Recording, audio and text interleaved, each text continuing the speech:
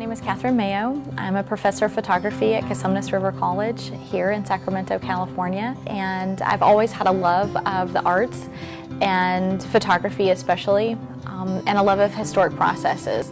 But it wasn't until I was teaching photo history here at Cosumnes River College that I started thinking I'd really love to be able to demonstrate some of these processes to my students. And so I learned the wet plate collodion process while I was preparing to teach photographic history to my students, and I fell in love with it. And I never looked back. It's just a magical process. I wanted to go back home.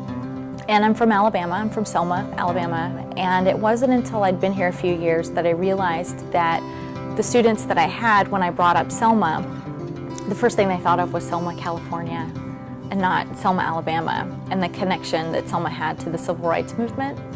I wanted to be able to create a body of work that would be meaningful, that would hopefully allow people who were looking at it to have a window into the culture where I grew up, and to allow people to understand the people from Selma. And I wanted to start conversations with the photography that I was doing, and I was able to accomplish a lot of those goals. I think I wanted to show that those stereotypes still do exist, but there are people that live there that don't adhere to that anymore, and they want to be known for breaking free of that. What I tried to do was I tried to portray the people of Selma as truthfully as I could. So I utilized a process that was used during the Civil War to photograph people who had participated in the civil rights movement, and then to also photograph the youth of Selma, there beyond.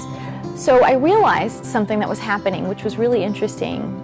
I would sit people down and talk to them and try to make them comfortable. And then as we got ready to take the picture, the process was unknown to them. And so I was able to capture a moment of sometimes uncertainty where they were unsure of what was going to happen. The people of Selma responded very positively to the project. I came out of it with a change of heart, a different mind, more of an understanding of where I'm from, and then I think more of an ability to translate that information to my students here.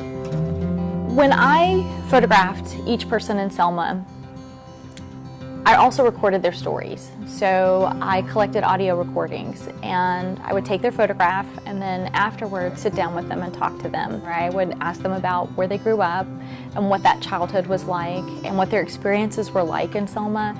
I asked them if they had a hope for Selma, and each and every person that I talked to said that their hope was unity.